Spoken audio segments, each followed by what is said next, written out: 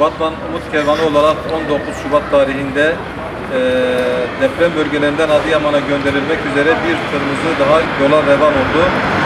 Tırımızın içinde insani yardım faaliyetleri noktasında 15 ton kömür var, 5 ton odun var, 50 odun sobası var, 20 elektrikli soba, bir seyyar tuvalet ve banyo, aynı zamanda 1 ton patates ve 1 ton soğan insani yardım amaçlı olarak Adıyaman'daki depremzede kardeşlerine ulaşmak üzere Batman'dan yola çıktı.